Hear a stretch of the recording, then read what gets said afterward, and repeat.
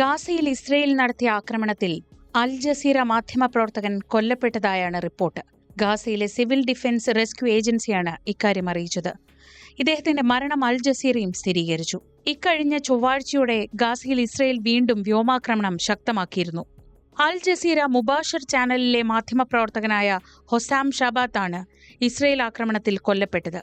ബൈത്ത് ലാഹിയ പ്രദേശത്ത് വെച്ച് ഷബാത്തിന്റെ കാറിനെ ലക്ഷ്യമിട്ട് ആക്രമണം നടന്നുവെന്നാണ് റിപ്പോർട്ടുകൾ. ഷബാത്തിന്റെ കാർ ഉൾപ്പെടെ 10-ലധികം വാഹനങ്ങൾക്ക് നേരെയായിരുന്നു ഇസ്രയേൽ വ്യോമാക്രമണം നടത്തിയതെന്ന് സിവിൽ ഡിഫൻസ് ഏജൻസി വക്താവ് മഹ്മൂദ് ബസൽ പറഞ്ഞു. അൽ ജസീറ മുബാഷറിൽ പ്രവർത്തിച്ചു വരികയായിരുന്നു ഹൊസാം ഷബാത്ത്. വടക്കൻ ഗാസ മുനമ്പിൽ വെച്ച് അദ്ദേഹത്തിന്റെ കാറിന് നേരെ ഇസ്രയേൽ ആക്രമണം നടത്തി. ഈ ആക്രമണത്തിൽ അദ്ദേഹം കൊല്ലപ്പെട്ടു. അൽ ജസീറയെ ഉദ്ധരിച്ച് റിപ്പോർട്ടുകൾ സൂചിപ്പിക്കുന്നു. സംഭവം നടന്നതിന് പിന്നാലെ ഷബാത്തിന്റെ കാറിനു ചുറ്റും ജനങ്ങൾ തടിച്ചുകൂടുന്ന ദൃശ്യങ്ങൾ AFP TV പുറത്തുവിട്ട വീഡിയോയിൽ കാണാം. കാറിന്റെ വിൻസ്ക്രീനിൽ അൽ ജസീറയുടെ സ്റ്റിക്കർ പതിപ്പിച്ചിരുന്നു. പിൻവശത്തെ വിൻഡോയ്ക്ക് കാര്യമായ കേടുപാടുകളും സംഭവിച്ചിട്ടുണ്ട്. കാറിന്റെ സമീപത്ത് തന്നെയാണ് ഷബാത്തിന്റെ മൃതദേഹവും കണ്ടെത്തിയത്.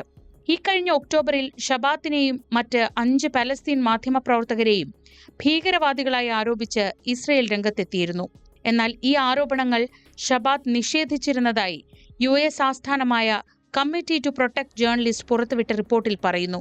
ബൈത്ത് ലാഹിയയിലെ ആശുപത്രിയിൽ നടന്ന ഷബാത്തിന്റെ സംസ്കാര ചടങ്ങിൽ 100 കണക്കിന് ആളുകൾ പങ്കെടുത്തുവെന്ന് AFP റിപ്പോർട്ട് ചെയ്തു. ഗാസ തെരുവുകളിലൂടെ ഷബാത്തിന്റെ മൃതദേഹവുമായി ബന്ധുക്കളും സഹപ്രവർത്തകരും കടന്നുപോയി. അതേസമയം ഇസ്ലാമിക് ജിഹാദുമായി ബന്ധപ്പെട്ട പലസ്തീൻ ടുഡേ TVയിലെ മാധ്യമപ്രവർത്തകൻ മുഹമ്മദ് മൻസൂറും ആക്രമണത്തിൽ കൊല്ലപ്പെട്ടിരുന്നു. തെക്കൻ ഗാസയിലെ ഖാൻ യൂണിസിൽ വെച്ചായിരുന്നു മൻസൂറിന് നേരെ ആക്രമണം. ഇസ്രായേൽ സേന മൻസൂറിനെ അദ്ദേഹത്തിന്റെ വീട്ടിൽ വെച്ചാണ് കൊലപ്പെടുത്തിയത്. 2023 ഒക്ടോബർ 7 ആരംഭിച്ച ഇസ്രയേൽ ഹമാസ് ആക്രമണങ്ങളിൽ കുറഞ്ഞത് 206 മാധ്യമപ്രവർത്തകരെങ്കിലും കൊല്ലപ്പെട്ടിട്ടുണ്ടെന്ന് പലസ്തീനിലെ മാധ്യമപ്രവർത്തകരുടെ സിൻഡിക്കേറ്റ് സൂചിപ്പിക്കുന്നു. മാർച്ച് 18 ഇസ്രയേൽ ആക്രമണം പുനരാരംഭിച്ചതിന് പിന്നാലെ 730 പേർ കൊല്ലപ്പെട്ടതായി ഹമാസ് നിയന്ത്രണത്തിലുള്ള ഗാസയിലെ ആരോഗ്യ മന്ത്രാലയം തിങ്കളാഴ്ച അറിയിച്ചു. ഇതിൽ കഴിഞ്ഞ 24 മണിക്കൂറിനിടെ 57 പേർ കൊല്ലപ്പെട്ടതായും റിപ്പോർട്ടിൽ പറയുന്നു. തിങ്കളാഴ്ച ഗാസയിൽ നിന്നെത്തിയ 2 പ്രൊജക്ടൈലുകൾ തടഞ്ഞതായി ഇസ്രയേൽ സൈന്യം അറിയിച്ചു.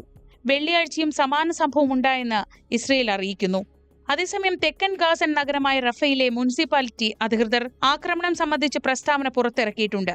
ഇസ്രയേലിന്റെ ഷെല്ലാക്രമണത്തിൽ നഗരത്തിലെ താൽ അൽ സുൽത്താൻ പ്രദേശത്ത് ആയിരക്കണക്കിന് ജനങ്ങൾ കുടുങ്ങിക്കിടക്കുകയാണെന്ന് മുനിസിപ്പാലിറ്റി വൃത്തങ്ങൾ അറിയിച്ചു. പ്രദേശത്തെ ആശയവിനിമയ സംവിധാനങ്ങൾ വിച്ഛേദിക്കപ്പെട്ട നിലയിലാണെന്നും ആരോഗ്യ സംവിധാനങ്ങൾ തകർന്നുവെന്നും റിപ്പോർട്ടിൽ പറയുന്നു.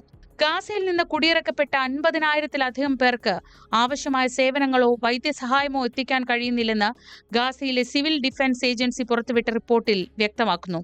ഞായറാഴ്ച താൽ അൽ സുൽത്താൻ പ്രദേശത്ത് നടന്ന ആക്രമണത്തിൽ നിരവധി പേർ കൊല്ലപ്പെടുകയും 10-ലധികം പേർക്ക് പരിക്കേൽക്കുകയും ചെയ്തു. റഫേലിലെ തങ്ങളുടെ ഓഫീസുകളിലേക്കും ആക്രമണമുണ്ടായതായി ഇന്റർനാഷണൽ റെഡ് ക്രോസ് സൊസൈറ്റി അറിയിച്ചു. വടക്കൻ ഗാസയിലെ നഗരമായ ബൈത്ത് ഹാനൂനിൽ സൈന്യം സജീവമായി പ്രവർത്തിച്ചു വരികയാണെന്നും യുദ്ധവിമാനങ്ങളുടെ പിന്തുണയോടെ ആക്രമണം ശക്തമാക്കുകയാണെന്നും ഇസ്രായേൽ സൈന്യം വ്യക്തമാക്കി. അതേസമയം വെടിനിർത്തൽ പ്രാബല്യത്തിൽ വന്ന ശേഷം ഇസ്രായേൽ നടത്തിയ ഏറ്റവും ശക്തമായ ആക്രമണത്തിൽ കൊല്ലപ്പെട്ടവരുടെ എണ്ണം 300 കവിഞ്ഞതായാണ് റിപ്പോർട്ട്. ബന്ദികളുടെ മോചനം സംബന്ധിച്ച ചർച്ചകൾ വഴിമുട്ടിയതോടെയാണ് ഹമാസ് കേന്ദ്രങ്ങൾ ലക്ഷ്യമാക്കി ഇസ്രായേൽ സൈന്യം ശക്തമായ ആക്രമണം നടത്തിയത്. ആക്രമണത്തിൽ ഗാസയിലെ ഹമാസ് സർക്കാരിന്റെ മേധാവി ഇസാം അൽ ഡാലിസ് കൊല്ലപ്പെട്ടതായി ഹമാസ് വൃത്തങ്ങളെ ഉദ്ധരിച്ച് വാർത്താ ഏജൻസി റിപ്പോർട്ട് ചെയ്യുന്നു. ആഭ്യന്തര മന്ത്രാലയ മേധാവി മഹ്മൂദ് അബു വത്ഫ, ആഭ്യന്തര സുരക്ഷാ സേവനത്തിന്റെ director general Bahjat Abu Sultan എന്നിവരും ആക്രമണത്തിൽ കൊല്ലപ്പെട്ടതായി ഹമാസ് പറയുന്നു. Gaza City, Khan Younis, Rafah, Gaza മുനമ്പിന്റെ വിവിധ ഭാഗങ്ങൾ എന്നിവിടങ്ങളിലെല്ലാം സ്ഫോടന ശബ്ദം കേട്ടുവെന്ന് അന്താരാഷ്ട്ര മാധ്യമങ്ങൾ റിപ്പോർട്ട് ചെയ്തു. ഗാസ മുനമ്പിലെ ഹമാസ് കേന്ദ്രങ്ങൾ ലക്ഷ്യം വെച്ചാണ് ആക്രമണം നടത്തിയതെന്ന് ഇസ്രായേൽ ഡിഫൻസ് ഫോഴ്സസ് IDF വ്യക്തമാക്കി. ഗാസയ്ക്ക് സമീപമുള്ള എല്ലാ സ്കൂളുകളും അടയ്ക്കാൻ ഇസ്രായേൽ നിർദ്ദേശിച്ചു. ബന്ദികളെ മോചിപ്പിക്കാൻ ഹമാസ് വിസമ്മതിക്കുകയും അമേരിക്കൻ പ്രസിഡന്റിന്റെ പ്രതിനിധിയും മധ്യസ്ഥരും മുന്നോട്ട് വെച്ച ആവശ്യങ്ങൾ നിരസിക്കപ്പെടുകയും ചെയ്ത പശ്ചാത്തലത്തിലാണ് ആക്രമണം നടത്തിയതെന്ന് ഇസ്രായേൽ പ്രധാനമന്ത്രി ബെഞ്ചമിൻ നെതന്യാഹു അവകാശപ്പെട്ടു. ജീവിച്ചിരിക്കുന്നവരും മരിച്ചവരുമായ എല്ലാ ബന്ധുക്കളുടെയും മോചനം എന്ന ഉറച്ച ലക്ഷ്യത്തിന്റെ ഭാഗമായാണ് ആക്രമണം നടത്തിയതെന്ന് IDFും വ്യക്തമാക്കി.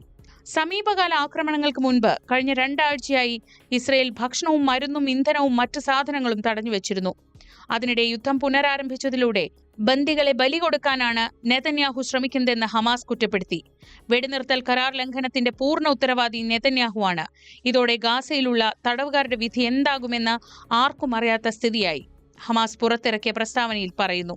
ഒന്നിലധികം കാരണങ്ങൾ കൊണ്ടാണ് ഇസ്രയേൽ ഹമാസ് സമാധാന ചർച്ചകൾ പരാജയപ്പെട്ടത്. കൂടുതൽ ബന്ദികളെ മോചിപ്പിക്കാൻ ഹമാസ് വിസമ്മതിച്ചതാണ് ഒന്നാമത്തെ കാരണം. ഇത് വെടിനിർത്തൽ കരാർ തകരുന്നതിനും ഗാസയിൽ ഇസ്രയേലി വ്യോമാക്രമണങ്ങൾ പുനരാരംഭിക്കുന്നതിനും കാരണമായി. 2023 ഒക്ടോബർ 7-നാണ് ഇസ്രയേൽ ഹമാസ് യുദ്ധം ആരംഭിച്ചത്. ഹമാസ് ഇസ്രയേലിനെതിരെ ആയിരക്കണക്കിന് റോക്കറ്റുകൾ വിക്ഷേപിക്കുകയും ഇസ്രായേൽ പ്രദേശത്തേക്ക് നുഴഞ്ഞുകയറ്റം നടത്തുകയും ചെയ്തു. ഗാസയ്ക്ക് സമീപമുള്ള ഇസ്രയേലി പട്ടണങ്ങളിൽ ഹമാസ് ഭീകരർ ആക്രമണം നടത്തി. സാധാരണക്കാർ ഉൾപ്പെടെ ഏകദേശം 1200 പേർ കൊല്ലപ്പെടുകയും 240 പേരെ ബന്ദികളാക്കുകയും ചെയ്തു. പിന്നാലെ ഇസ്രായേൽ ഹമാസിനെതിരെ യുദ്ധം പ്രഖ്യാപിക്കുകയും വൻ വ്യോമാക്രമണങ്ങൾ നടത്തുകയും ചെയ്തു. ഹമാസിന്റെ സൈനികാടിസ്ഥാന സൗകര്യങ്ങൾ തകർക്കുക എന്ന ലക്ഷ്യത്തോടെ ഗാസയിൽ കര ആക്രമണവും ഇസ്രയേൽ നടത്തുന്നുണ്ട്.